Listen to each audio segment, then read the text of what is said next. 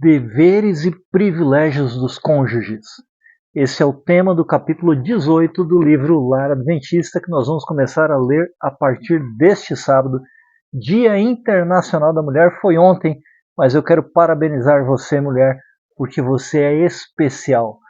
Que o seu marido a honre, que ele seja alguém que lhe respeite, que lhe valorize, que a sua família lhe homenageie neste sábado, porque você merece, mulher. Você é quem conduz o lar de certa forma, porque você é aquela que faz com que o lar seja a força da nação. Leitura de hoje: Jesus não impõe o celibato e o casamento é legítimo e santo. Vamos para a leitura?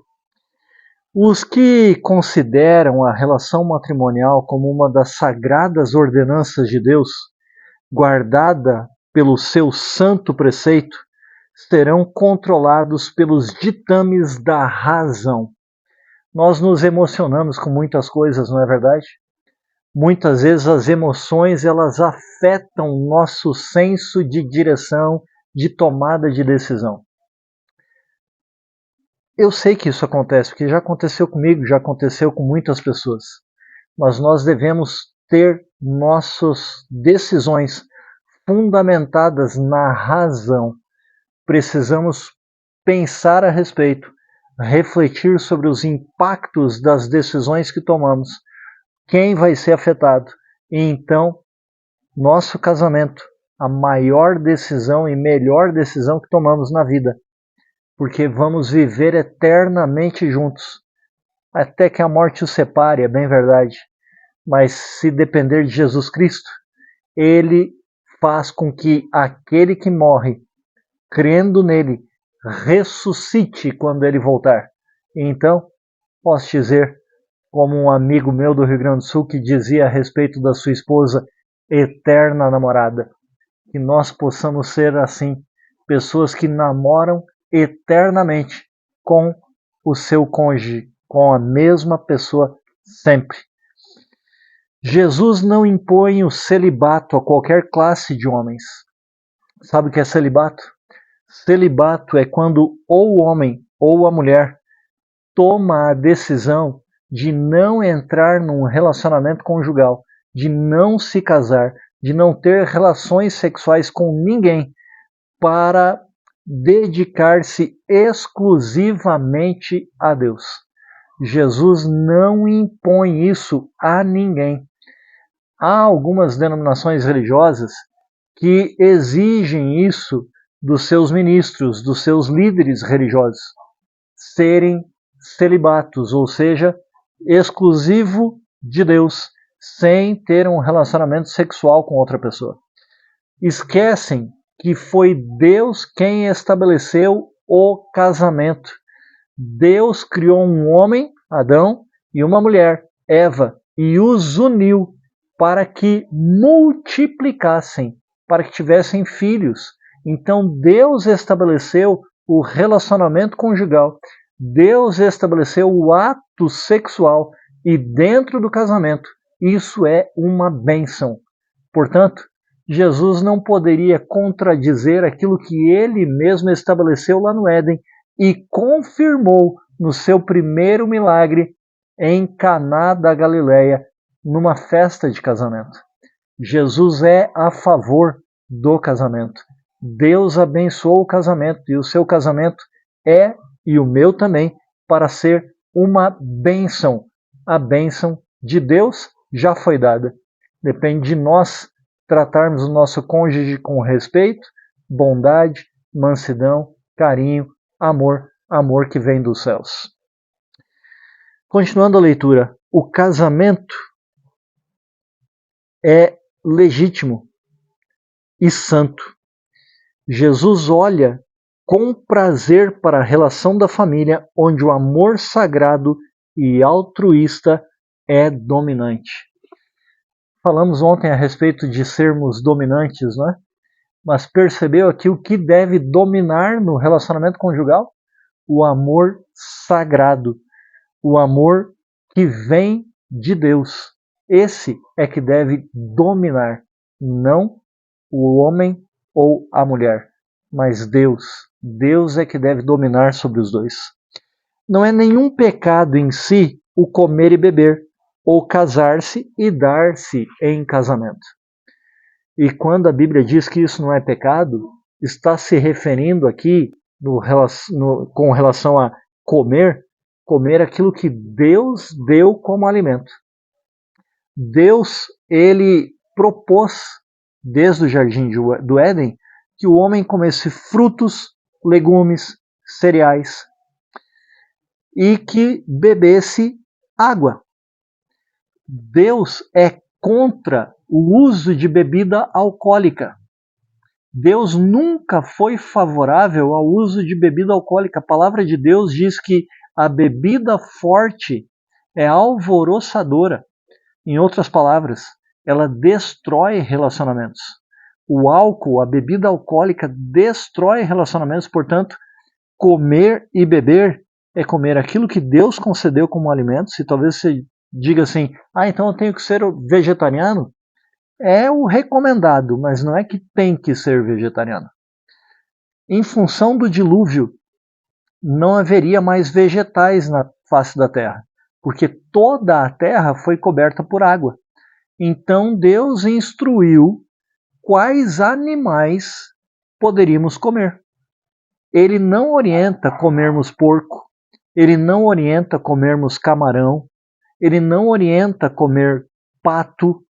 Esses 3 animais que eu estou citando aqui, o camarão é algo que vive nas águas salgadas, eles não são próprios para consumo humano, não são alimentos. Deus não orienta a comer lebre ou coelho.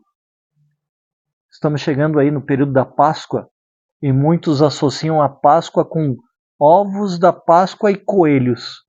Mas a Páscoa não tem nada a ver com isso. A Páscoa tem a ver com Jesus Cristo entregando a sua vida na cruz do Calvário para que eu e você possamos ter vida e vida em abundância. Portanto, comer e beber não é pecado. Comer aquilo que Deus orientou, beber aquilo que Deus orientou, não é pecado. Água, suco, não é errado fazer isso. Ou casar-se e dar-se em casamento não é pecado também. Olha como continua a leitura. Era correto casar no tempo de Noé, e é correto fazê-lo agora. Quando as pessoas se casavam no tempo de Noé, Deus abençoou o casamento, não era errado casar-se. O errado era outra coisa, nós vamos ver aqui logo mais. A leitura do livro Lar Adventista menciona sobre isso. Continuando aqui. Era correto casar no tempo de Noé e é correto fazê-lo agora, desde que isso que é correto seja tratado convenientemente e não levado a pecaminoso excesso. Veja que Deus clama para que nós, seres humanos, criados por Ele, seus filhos, porque Ele nos adota através de Jesus Cristo, se considerarmos corretamente o que é o casamento, será uma bênção. Mas se formos excessivos nesse aspecto, e vou explicar logo mais através da leitura, você vai entender isso, vai se tornar um pecado.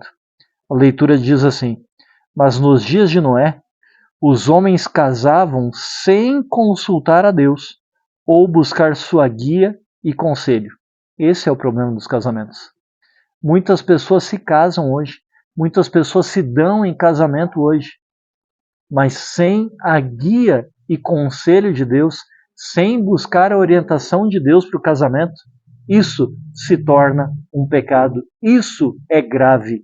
Nós precisamos do Espírito Santo na nossa vida. E o Espírito Santo não é uma energia, não é uma fonte de poder somente. O Espírito Santo é uma pessoa. Nós podemos entristecer o Espírito Santo, a Bíblia fala sobre isso. E uma fonte, um poder não se entristece. Portanto, o Espírito Santo é Deus. Está em todo lugar e ainda está na face da terra para nos ajudar a andar segundo os princípios estabelecidos na Bíblia. Leia Gênesis capítulo 6 e você vai entender os problemas que ocorreram no tempo de Noé e o motivo pelo qual aconteceu o dilúvio e o motivo pelo qual Deus concedeu ao homem o comer carnes. Leia Gênesis capítulo 6. O fato de que todas as relações da vida são de natureza transitória devia exercer uma influência modificadora sobre tudo o que fazemos e dizemos. Nós temos uma vida aqui passageira. O homem sabe que vai morrer. Todos nós um dia morreremos. E parece estranho ficar falando isso no Dia da Mulher, né? Falo para homenagear a mulher e fico falando sobre morte. Mas aqui a leitura nos ajuda a compreender um pouco sobre isso. Nos dias de Noé, foi o amor desordenado excessivo daquilo que era em si mesmo legítimo, quando usado com propriedade, que tornou o casamento pecaminoso aos olhos de Deus. O amor desordenado não vem de Deus. Deus é um Deus de ordem. Portanto, tudo que nós façamos, quer comais, quer bebais, façais tudo com decência e ordem. 1 Coríntios capítulo 10 menciona isso.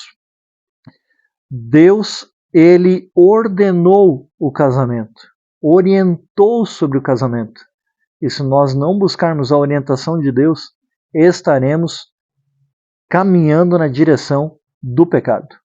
Há muitos que estão perdendo a alma nesta época do mundo por se deixarem absorver por pensamentos de casamento e não na relação matrimonial em si. A relação matrimonial é santa, mas neste século degenerado encobre violências de toda a espécie. Marido abusando da sua autoridade sobre a mulher, autoridade que ele nem tem. Marido ou até mulheres usando o sexo de maneira errada, tanto o homem quanto a mulher. Isso torna uma maldição e não uma bênção. Dela se tem abusado e ela tem se tornado um crime. O casamento, a relação matrimonial, que agora constitui um dos sinais dos últimos dias. Jesus vai voltar. E ele menciona como um dos sinais para a sua volta, que assim como foi nos dias de Noé, será quando ele estiver para voltar. Nós vemos e percebemos que muitos se casam sem buscar a orientação divina. Aí se separam, casam de novo, sem buscar a orientação divina. Isso é um grave erro. Tal como nos dias anteriores ao dilúvio, o casamento, tratado como o foi, tornara-se então um crime. E parece que é isso que está acontecendo hoje. Quando a natureza sagrada do casamento e seus altos propósitos são compreendidos, os princípios da palavra de Deus ficam claros, será mesmo agora aprovado pelo céu. E o resultado será felicidade para ambas as partes e Deus será glorificado. Siga os princípios estabelecidos na palavra de Deus. E para que você possa seguir esses princípios, cantar, louvar a Deus nos ajuda a memorizar algumas orientações de Deus para nós. Novenário Adventista, Jesus voltará. Cante este hino. Vamos orar? Amado Deus e Pai, nós sabemos que a Tua palavra menciona alguns sinais que antecedem a volta de Jesus. Está no Evangelho de Mateus, capítulo 24, muitos desses sinais. E Jesus mesmo nos alertou no capítulo 24 do Evangelho de Mateus que as pessoas agirão como no tempo de Noé, quando Noé entrou na arca e ninguém percebeu e veio o dilúvio. Jesus vai voltar, mas não precisa ser como foi na época de Noé. Para nós que cremos em Ti, que buscamos a Tua palavra, a orientação para a nossa vida, princípios para regerem a nossa vida, não precisamos ficar desapercebidos sobre a volta de Teu Filho Jesus. Por isso clamamos, ó Pai, pelo Teu Espírito Santo para todos os lares das pessoas que estão acompanhando a leitura deste livro, O Lar Adventista. Em nome de Jesus. Amém. Siga os princípios da Palavra de Deus e sejamos a força da nação.